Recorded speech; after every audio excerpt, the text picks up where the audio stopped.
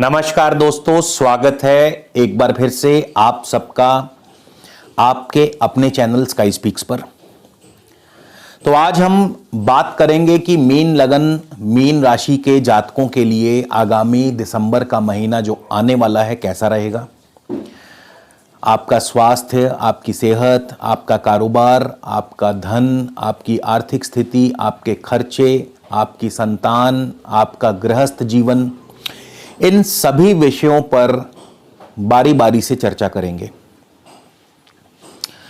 और ये जो लगन राशिफल है, आप चाहे इसे अपनी लगन राशि से देखिए, आप चाहे इसे अपनी चंद्र राशि से देखिए, दोनों पर ही समान रूप से लागू रहता है। और यदि आपको अपनी दशा अंतरदशा का भी ज्ञान है तो फिर ये सोने पर सुहागा होगा, क्योंकि दशा अंतरदशा को यदि आप साथ में लेकर के चलेंगे, मिला करके चलेंगे, तो आपको ये जो फल मैंने बताए हैं ये और भी ज्यादा करीब नजदीक महसूस होंगे।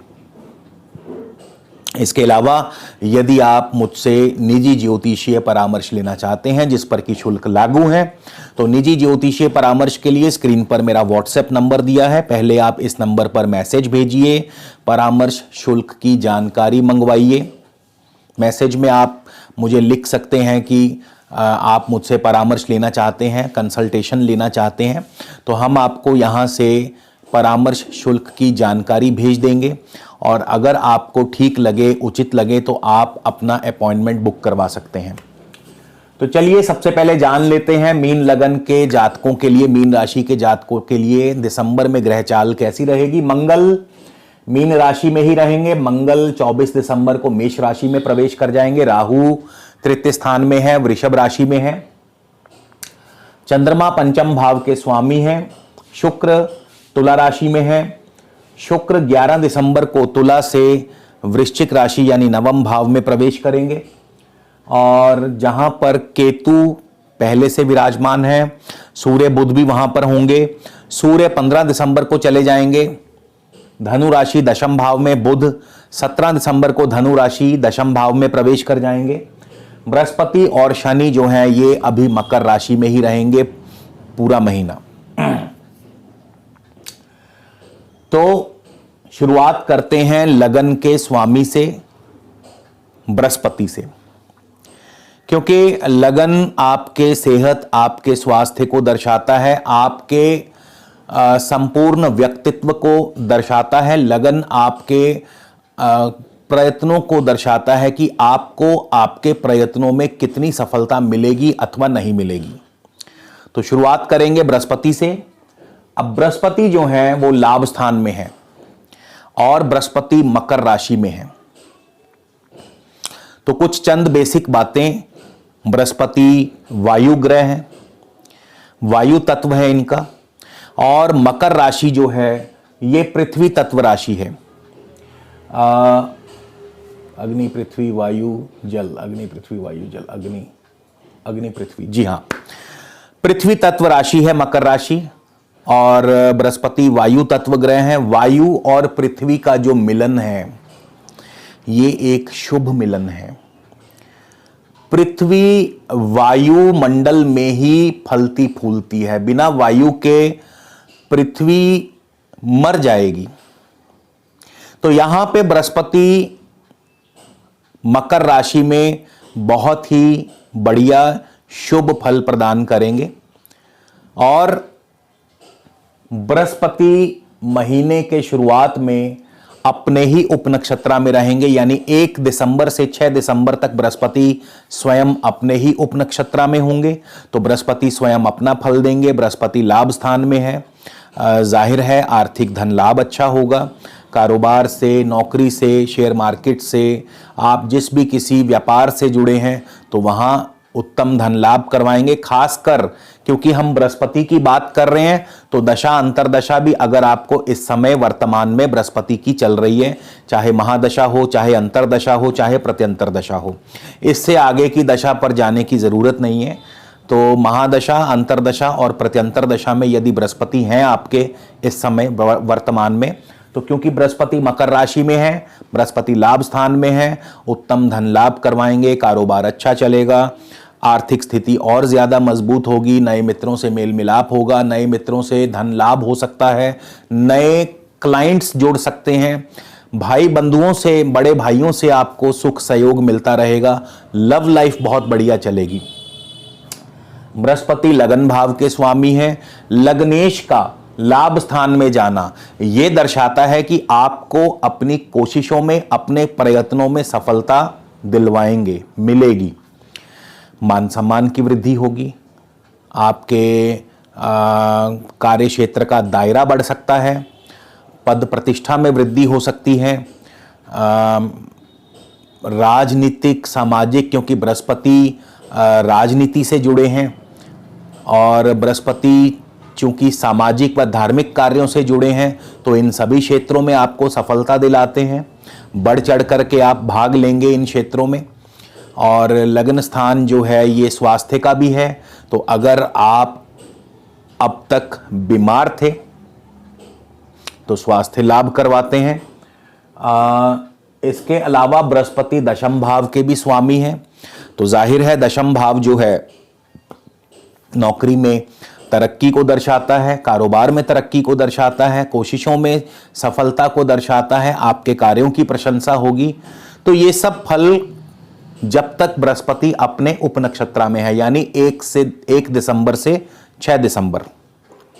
हम दिसंबर की बात कर रहे हैं, हालांकि बृहस्पति तो नवंबर में ही अपने उपनक्षत्र में आ गए होंगे, लेकिन क्योंकि ये हम दिसंबर राशिफल की बात कर रहे हैं तो हम यहाँ 1 से 6 दिसंबर को ही मान करके चलेंगे। लेकिन हो सकता है ये सभी फल आपको नवंबर के महीने से ही शुरू हो गए हों।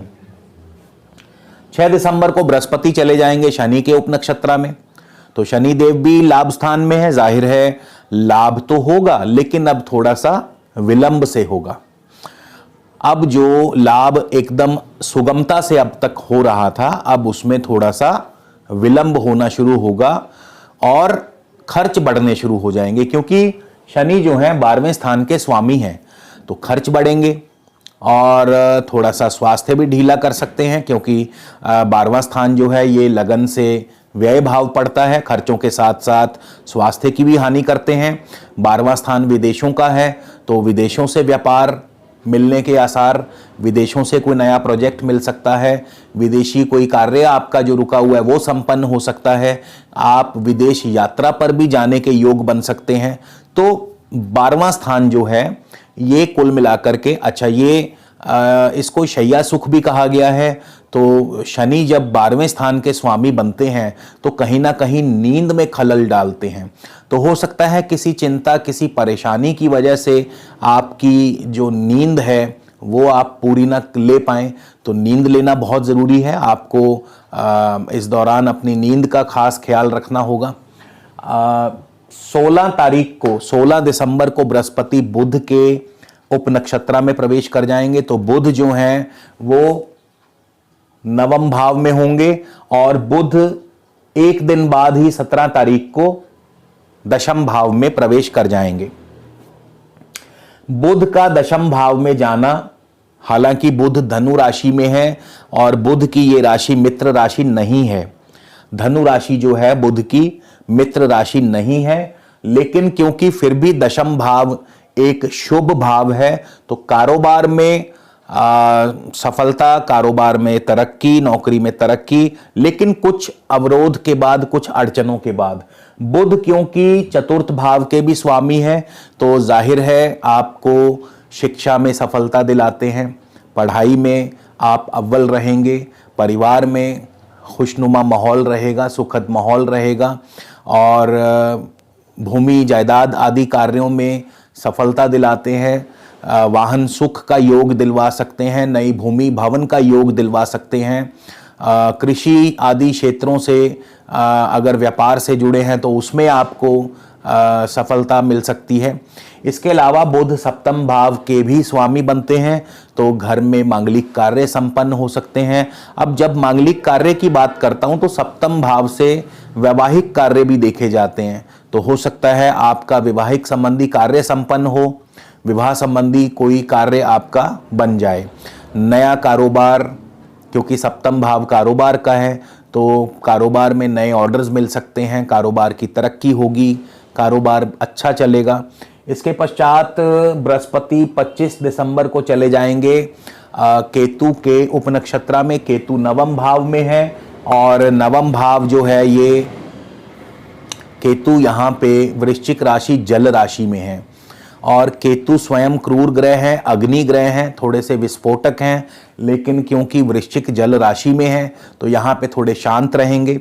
और नवम स्थान जो है ईश्वर साधना का है, ईश्वर भक्ति का है, ईश्वर भक्ति में मन लगाते हैं, ध्यान साधना में मन लगाते हैं, भाग्य की वृद्धि करते हैं। इसके अलावा केतु दूरस्थ यात्रा के योग बना सकते हैं और केतु जो हैं मंगल की राशि में है। मंगल उस समय तक अपनी स्वराशि मेष राशि में प्रवेश कर चुके होंगे। 24 दिसंबर को ही मंगल अपनी स्वराशि में प्रवेश कर गए होंगे, तो मंगल धन भाव में होंगे, जाहिर है उत्तम आर्थिक धन लाभ भी करवाएंगे। इसके बाद बृहस्पति 28 को शुक्र के नक्षत्रा में चले जाएंगे, उपनक्षत्रा में।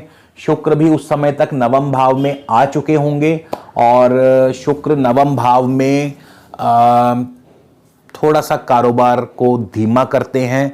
क्यों? क्योंकि दशम से 12वां पड़ता है और क्योंकि शुक्र जो हैं तृतीय और अष्टम के भी स्वामी हैं। यहाँ पे अष्टम के स्वामी होने की वजह से शुक्र जो हैं कहीं ना कहीं पिता पक्ष की तरफ से चिंता परेशानी, कहीं ना कहीं कार्यों में विघ्न बाधाएं पैदा करते हैं, व्यर्थ की भागदौड़ बनाते हैं, व्यर्थ की दौड़ धूप करनी पड़ सकती है। तो बृहस्पति की दशा अंतरदशा में जब बृहस्पति शुक्र के उपनक्षत्रा में पहुंचेंगे, और वैसे भी बृहस्पति और शुक्र जो हैं परस्पर शत्रु ही हैं, एक देव गुरु हैं तो दूसरे दैत्य गुरु हैं, तो इनका वैसे ही 36 का आंकड़ा रहता है। तो शुक्र के उपनक्षत्रा में आने पर बृहस्पति का जो फल है वो इतना बढ़िया नहीं रहेगा, तो यहाँ पर थोड़ा सा फल में कमी बेशी करेंगे, कार्यों में विघ्न पैदा करेंगे, धन हानि हो सकती है। तो कुल मिलाकर के इस प्रकार से बृहस्पति की दशा अंतरदशा आपके लिए चलेगी, मीन लगन मीन राशि वालों के लिए। तो मीन राशि में मंगल बैठे हैं और मंगल की भी अब बात कर ली जाए। लगन में बैठे हैं मंगल, मंगल धन भाव के स्वामी हैं, मीन राशि में बैठे हैं। मंगल एक अग्नि ग्रह है और अग्नि ग्रह जल राशि में बैठा है, तो यहां पे मंगल जो हैं इनकी शक्ति जो है थोड़ी सी क्षीण हो जाती है, कमजोर पड़ जाती है। आप अग्नि को जल में डाल दोगे तो अग्नि तो बुझेगी ना, अगर जल की मात्रा अधिक होगी, और अगर जल की मात्रा कम भी हो तो भी कहीं ना कहीं तो अग्नि को कमजोर करती है। तो अग्नि ग्रह मंगल का मीन राशि में आने से कमजोर पड़ना, क्योंकि मंगल धन भाव के स्वामी है, तो जाहिर है आपकी अगर इस समय वर्तमान में मंगल की दशा अंतरदशा है तो फिर अभी धन के मामले में दिक्कतें पैदा कर सकते हैं। आर्थिक रूप से आपको अभी दिक्कतें आ सकती हैं, धन के मार्ग में रुकावटें पैदा कर सकते हैं। मंगल महीने के शुरुआत में 1 दिसंबर से 24 दिसंबर तक रहेंगे बुध के नक्षत्रा में, और बुध जो हैं 17 तक रहेंगे नवम भाव में, तो यहां पर कारोबार थोड़ा कमजोर रखेंगे, कारोबार धीमा चलेगा।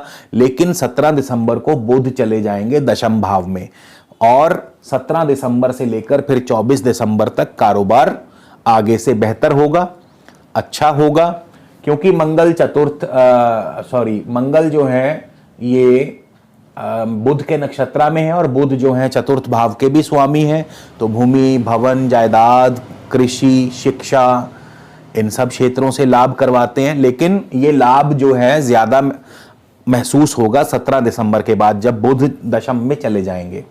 और बुध जो है ये सप्तम के भी स्वामी हैं, तो जाहिर है कारोबार भी अच्छा चलेगा, पार्टनर के साथ अच्छा तालमेल रहेगा। हालांकि शत्रु थोड़े बहुत आपको परेशानी दे सकते हैं, लेकिन कोई नया ऑर्डर नया प्रोजेक्ट मिल सकता है। तो कुल मिला के मंगल की दशा 1 से 24 दिसंबर तक इस प्रकार की रहेगी। 24 दिसंबर को मंगल चले जाएंगे केतु के नक्षत्रा में। केतु आपके नवम भाव में है, केतु मंगल की राशि वृश्चिक में है और मंगल धन भाव के स्वामी और धन भाव में ही आ चुके होंगे। तो यहां से मंगल जो आपको उत्तम धन लाभ करवाएंगे। जो धन अब तक आपको आने में रुकावट आ रही थी, दिक्कत आ रही थी, वो धन है आपको अब आना शुरू हो जाएगा। यानी कहीं से भी कारोबार के जरिए आपकी कोई पुरानी पेमेंट आ सकती है। अच्छा, इसके साथ साथ मंगल चूंकि अपनी राशि में होंगे, क्रूर ग्रह हैं, तो थोड़ा सा पारिवारिक सुख में, पारिवारिक जीवन में थोड़ी सी उथल पुथल मचा सकते हैं। आपके गुस्से की, क्रोध की वजह से परिवार में किसी बात की चिंता परेशानी खड़ी हो सकती है, तनाव खड़ा हो सकता है। मंगल द्वितीय भाव में है तो जाहिर है खान पान का आपको बहुत ध्यान रखना होगा। द्वितीय भाव के स्वामी भी है मंगल, खान पान का ध्यान रखना होगा। बहुत ज़्यादा मिर्च मसाले आदि चीज़ें ना खाएं, बहुत ज़्यादा तली चीज़ें ना खाएं, वरना स्वास्थ्य पर इसका प्रतिकूल प्रभाव पड़ सकता है। तो अच्छा, मंगल जो है द्वितीय भाव जो है ये हमारी आँखों का है, तो हो सकता है आँखों संबंधी कोई कष्ट हो, आँखों की सर्जरी भी हो सकती है। अगर कोई आपकी आँखों में पहले से कोई तकलीफ चली आ रही है तो कोई बड़ी बात नहीं है कि जैसे ही मंगल केतु के नक्षत्र में आएंगे आपकी सर्जरी जो पेंडिंग थी वो सर्जरी हो जाए आपकी। तो आंखों संबंधी तकलीफ आ सकती है, नाक कान गले संबंधी तकलीफ दे सकते हैं। मंगल मेष राशि जो है इसका सर पर अधिकार है, तो चोट आदि का भय, क्योंकि द्वितीय भाव मारक भाव है तो चोट का भय भी बनाते हैं। मंगल की दशा इस प्रकार से चल सकती है। अब हम आगे बढ़ते हैं, राहु की बात कर लेते हैं। अब यहाँ पे अगर आपको राहु या केतु, क्योंकि राहु और केतु एक साथ ही अभी नक्षत्र परिवर्तन करेंगे, तो राहु या केतु की अगर दशा अंतरदशा है तो राहु और केतु आपको कैसा फल देंगे। राहु बैठे हैं तृतीय भाव में, वृषभ राशि में बैठे हैं, तो जाहिर है वृषभ राशि सौम्य राशि है, शुक्र की राशि है, तो राहु अभी शुक्र के समान फल देंगे। और तृतीय भाव जो है ये हमारे मीडिया से जुड़ता है, कम्युनिकेशन से जुड़ता है, इंफॉर्मेशन टेक्नोलॉजी से जुड़ता है, संचार के सभी माध्यम, मीडिया के सभी प्रकार के माध्यम से ये भाव जुड़ा हुआ है। तृतीय स्थान जो है ये कई प्रकार से आपको इन क्षेत्रों से लाभ करवा सकते हैं। राहु लाभ क्यों करवा सकते हैं? क्योंकि राहु बृहस्पति के उपनक्षत्र में है, और लाभ इसलिए बोला कि बृहस्पति लाभ स्थान में है। 1 दिसंबर से 8 दिसंबर तक राहु रहेंगे बृहस्पति के उपनक्षत्र में। बृहस्पति लाभ स्थान में है, बृहस्पति आपको लाभ करवाएंगे, अच्छा लाभ होगा, शेयर मार्केट से लाभ हो सकता है। तृतीय स्थान अब मैं आपको बता दूं, ये जुए शेयर सट्टे का भी है, लॉटरी का भी है। तो पर ऐसा नहीं कि मेरी बात सुन के आप धड़ाधड़ जाके लॉटरी डालना शुरू कर दें। लॉटरी उनकी लगती है जिनकी कुंडली में भी लॉटरी लगने का योग होगा। तो अगर आपकी कुंडली में योग है तो ही इस तरफ प्रयास करें, अन्यथा आपको नुकसान भी हो सकता है। तो जो फैक्ट्स हैं उनका भी, तथ्यों का भी आपको ध्यान रखना होगा। ऐसा नहीं कि केवल राशिफल सुना और उस पर अमल कर दिया। तो तृतीय भाव लॉटरी का है, तो और राहु का काम ही है अचानक धन लाभ। और ये लॉटरी की बात क्यों आई? क्योंकि राहु तृतीय भाव में है और राहु जिसके नक्षत्र में है, उपनक्षत्र में है, वो लाभ स्थान में है। तो इसीलिए ये बात आई कि तृतीय और 11 मिलकर के ये आपको लॉटरी से धन लाभ करवा सकते हैं, अगर आपकी कुंडली में भी ऐसा योग है। अन्यथा ये रिस्क मत लीजिएगा, मेरी तरफ से तो मना ही है।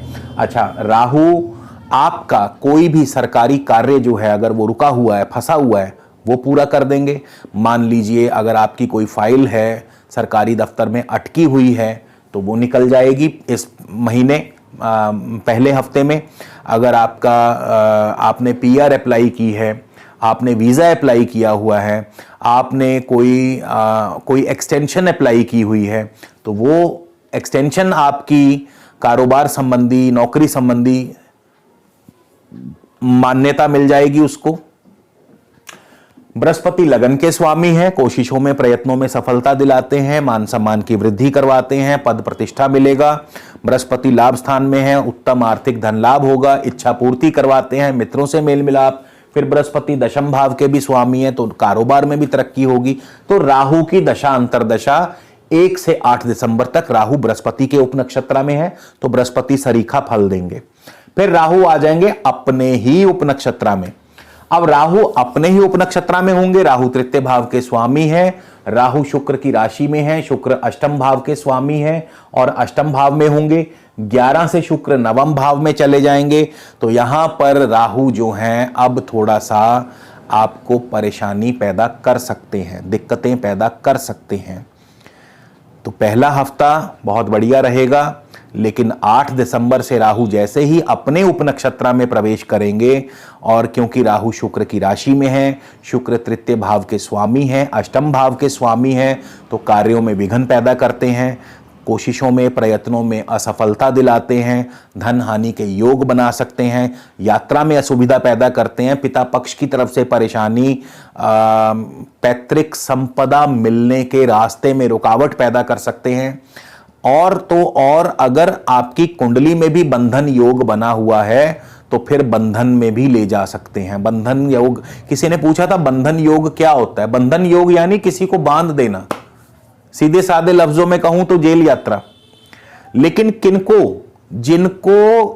जिनकी कुंडली में योग बना हुआ है, अगर आप देखिए हजारों लाखों करोड़ों अरबों की दुनिया है ये, और मीन लगन मीन राशि के जातक भी बहुत होंगे, क्या सबको बंधन योग मिलेगा? नहीं मिलेगा।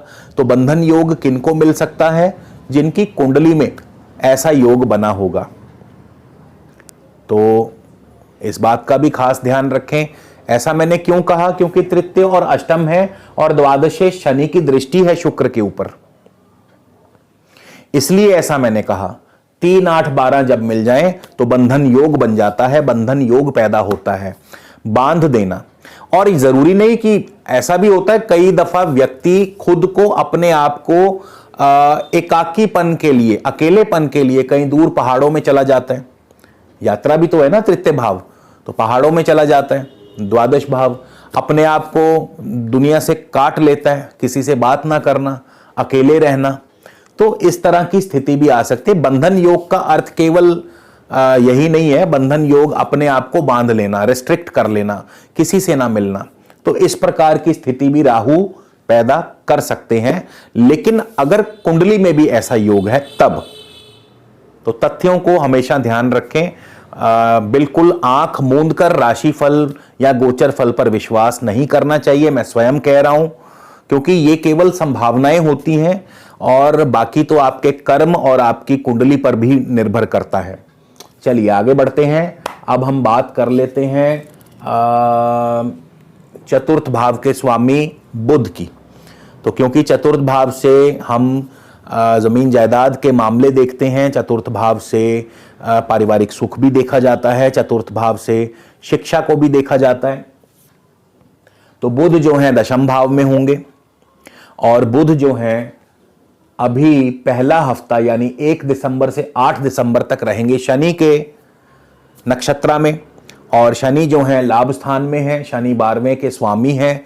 तो यहां पर आर्थिक लाभ तो होगा, लेकिन धीरे धीरे कराएंगे, खर्चे भी बढ़ाएंगे।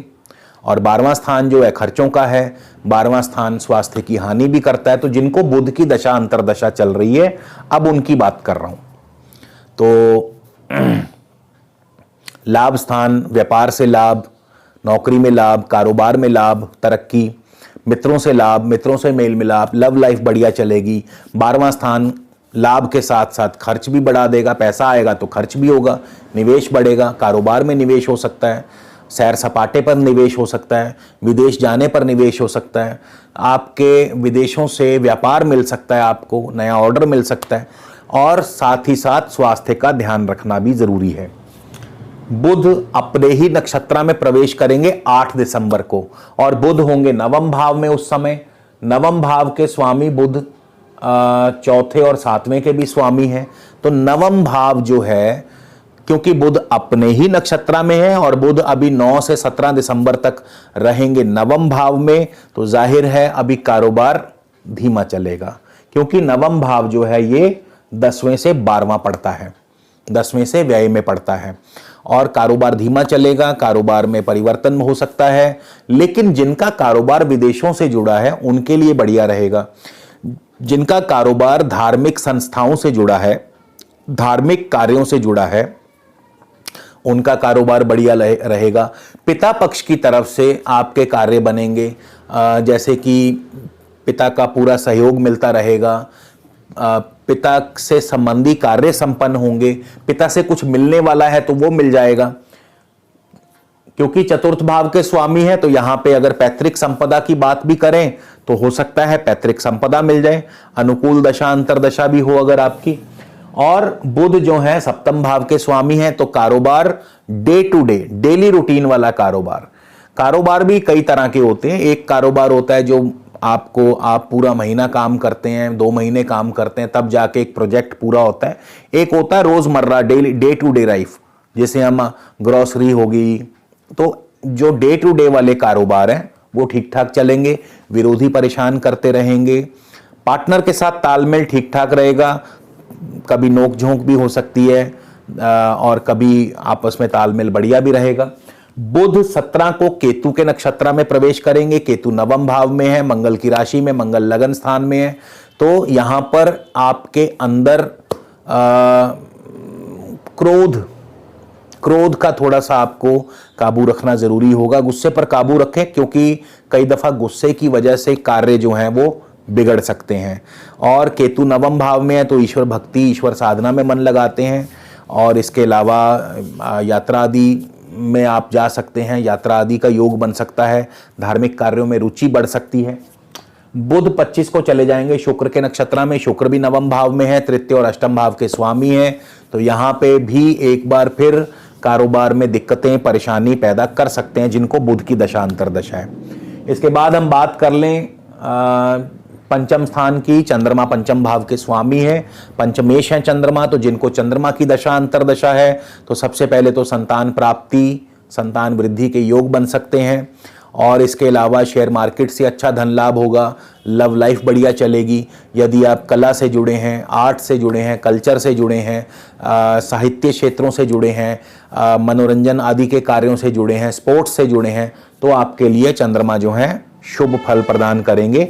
इन क्षेत्रों में आपको लाभ और तरक्की दिलाएंगे।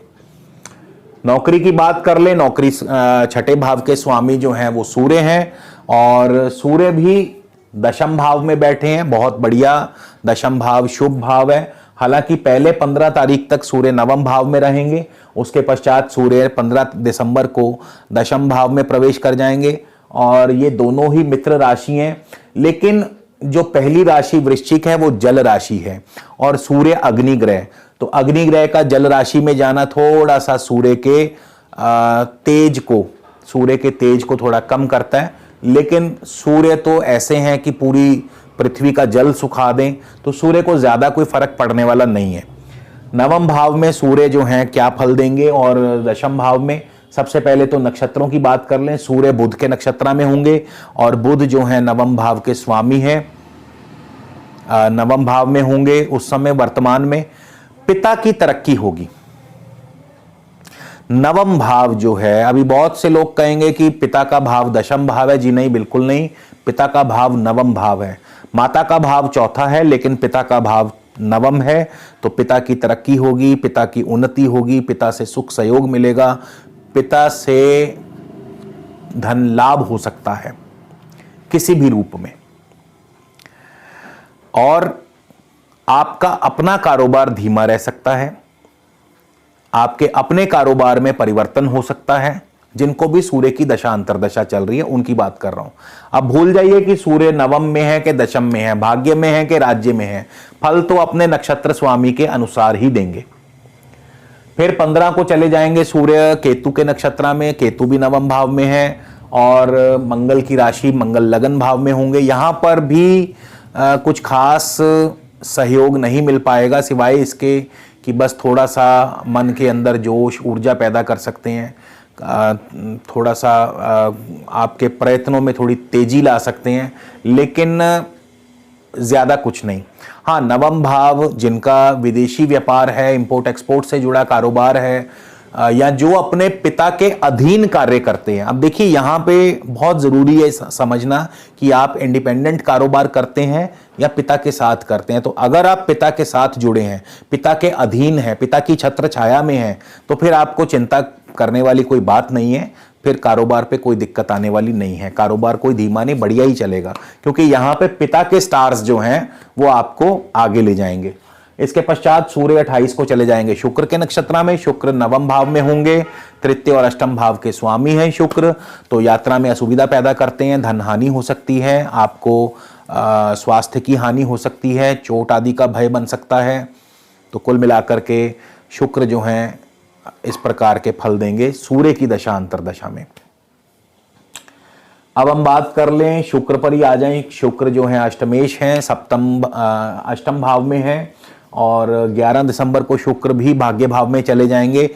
अब जिनको शुक्र की दशा अंतरदशा चल रही है, अब यहां पे बहुत ध्यान से सुनिएगा, बहुत ध्यान से सुनिएगा। अगर आपको शुक्र की महादशा, अंतरदशा या प्रत्यंतर दशा चल रही है तो शुक्र कैसा फल देंगे।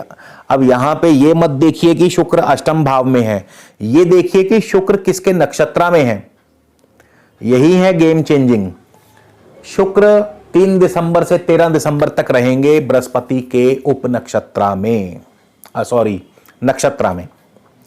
3 दिसंबर से 13 दिसंबर तक शुक्र होंगे बृहस्पति के नक्षत्र में। तो जिनको भी शुक्र की दशांतर दशा चल रही है, खूब अच्छा आर्थिक धन लाभ होगा, खूब बढ़िया कारोबार चलेगा, आपकी आर्थिक स्थिति और भी ज्यादा मजबूत होगी, मान सम्मान की वृद्धि होगी, कारोबार की तरक्की होगी, नौकरी में भी तरक्की होगी। तो इस प्रकार के फल आपको मिलेंगे शुक्र की दशा में।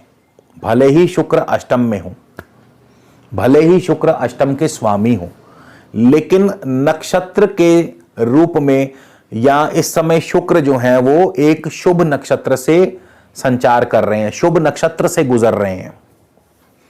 स्वयं मैं क्या हूं भूल जाइए, लेकिन मैं किस दौर से गुजर रहा हूं वो ज्यादा मायने रखता है। तो शुक्र जो है बृहस्पति के नक्षत्र से गुजर रहे हैं। फिर शुक्र 13 दिसंबर को शनि के नक्षत्र में प्रवेश कर जाएंगे। शनि भी उस समय लाभ स्थान में ही है, लाभ होगा, थोड़ा धीरे धीरे होगा लेकिन लाभ तो होगा। और खर्च भी बढ़ेंगे, क्योंकि शुक्र लग्जूरियस चीजों पर खर्चा करवाते हैं, तो खर्च भी कराएंगे, अपने ऊपर खर्च होगा, लग्जरी चीजों पर खर्च होगा, सैर सपाटे पर खर्च होगा, विदेशी यात्राओं पर खर्च हो सकता है, विदेशों से व्यापार मिल सकता है। स्वास्थ्य का भी थोड़ा ध्यान रखना होगा, खान पान का ध्यान रखें।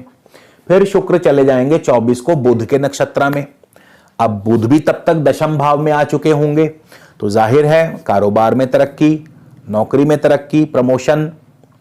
चौथे भाव के स्वामी हैं, तो भूमि, भवन, वाहन, कृषि, शिक्षा, इन सब क्षेत्रों से लाभ, इन सब क्षेत्रों में तरक्की, नया भूमि, नए वाहन का योग। सप्तम के स्वामी हैं बुध, तो जाहिर है पारिवारिक जीवन बढ़िया रहेगा, पारिवारिक सुख बढ़िया रहेगा, नया कारोबार मिल सकता है, नया ऑर्डर मिल सकता है। हालांकि विरोधियों से परेशानी हो सकती है, लिटिगेशन में आ सकते हैं। तो शुक्र की दशा अंतरदशा इस प्रकार का फल देगी आपको। अब हम शनि की भी बात कर लें, तो शनि की बात कर लें। शनि 11वें स्थान में है। शनि पहले 10 दिन यानी 1 दिसंबर से 10 दिसंबर तक अपने ही उप नक्षत्र में रहेंगे। शनि लाभ स्थान में है, तो लाभ करवाएंगे, धीरे धीरे ही सही लेकिन लाभ जरूर होगा, अच्छा लाभ होगा। आर्थिक स्थिति बहुत मजबूत होगी, कारोबार से लाभ होगा, शेयर मार्केट से लाभ होगा, नौकरी से लाभ होगा, भूमि आदि कार्यों से लाभ होगा, बहुत सारे कार्यों से लाभ होगा। फिर शनि 12वें के स्थान के स्वामी हैं, तो निवेश भी कराते हैं। निवेश कैसा? कारोबार में निवेश, प्रॉपर्टी में निवेश, विदेशी व्यापार में निवेश। तो इस प्रकार के फल जो हैं शनि की दशा अंतरदशा में मिलेंगे। शनि 10 दिसंबर को बुध के नक्षत्र में, उप नक्षत्र में प्रवेश करेंगे। बुध 9 से 17 नवम भाव में होंगे। अब यहां पे कारोबार थोड़ा सा धीमा, ज्यादा नहीं थोड़ा सा, लेकिन 17 को जैसे ही बुध दशम में आएंगे तो कारोबार फिर से अच्छा हो जाएगा। जो बीच का थोड़ा सा ये हफ्ते 10 दिन का जो 5-7 दिन का जो ये पीरियड आया 10 से 17 दिसंबर का, तो 10 से 17 दिसंबर जो ये 7 दिन रहेंगे थोड़ा कारोबार धीमा चलेगा, लेकिन जैसे ही बुध 17 को दशम भाव में प्रवेश करेंगे तो कारोबार फिर बढ़िया चल पड़ेगा, फिर से काम आना शुरू हो जाएगा। और क्योंकि बुध चौथे के स्वामी है तो भूमि, भवन, वाहन, कृषि, शिक्षा, जायदाद इन सब क्षेत्रों से लाभ। सप्तम के स्वामी हैं तो विरोधियों से लाभ, हालांकि विरोधी परेशान करेंगे। अब 27 को शनि देव चले जाएंगे केतु के नक्षत्र में, और अब तक मंगल भी द्वितीय भाव में जा चुके होंगे।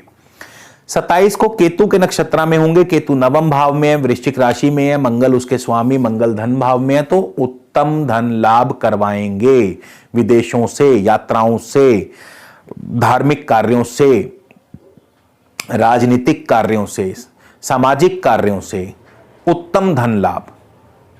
आर्थिक स्थिति को और ज्यादा मजबूत करेंगे। पिता से लाभ होगा, पिता की संपत्ति से लाभ होगा, पिता के कार्यों से लाभ होगा, पिता के व्यापार से लाभ होगा। और कुटुंब में, परिवार में सुखद माहौल बना रहेगा। खान पान का ध्यान रखें बस थोड़ा सा, बाकी सब मामलों में बढ़िया फल रहेगा। अब बात करते हैं कि उपाय कौन सा किया जाए, तो मेरे ख्याल से यहां पर शुक्र की पोजीशन जो है अष्टम में है, और जो ग्रह भी शुक्र के नक्षत्र से गुजरेंगे तब शुक्र जो है या वो ग्रह जो हैं अपनी दशा अंतरदशा में अशुभ फल प्रदान करेंगे। तो कौन कौन से ग्रह शुक्र के नक्षत्र से गुजरेंगे? सूर्य 28 को, बुध 25 को, बृहस्पति 28 को। तो ये 3 ग्रह जो हैं शुक्र के नक्षत्र से गुजरेंगे महीने के अंत में। तो शुक्र का हमें क्या उपाय करना होगा? शुक्र क्या है? शुक्र जो है स्त्री ग्रह। कौन सी राशि में है? शुक्र स्त्री राशि में है। नर स्त्री, नर स्त्री, नर स्त्री, नर राशि में है। नर राशि में स्त्री ग्रह, और अग्नि, पृथ्वी, वायु, जल, अग्नि, पृथ्वी, वायु, वायु तत्व राशि है। चर, स्थिर, द्विस्वभाव, चर राशि है। तो हमें क्या करना है? हमें शुक्र को प्रसन्न करने के लिए यहां पर पंछियों को सतनाजा आप डालें दिसंबर का पूरा महीना, तो निसंदेह शुक्र के आपको शुभ फल प्राप्त होंगे, और जो भी शुक्र के अशुभ फल हैं उनमें कमी आएगी। तो दोस्तों, आज का ये वीडियो बहुत लंबा हो गया, लेकिन उम्मीद करता हूं आपको ज़रूर पसंद आया होगा। कमेंट, लाइक, शेयर, सब्सक्राइब और कमेंट तो ज़रूर कीजिएगा। फिर अब आपसे अगले वीडियो में फिर मुलाकात होगी। तब तक के लिए नमस्कार, धन्यवाद।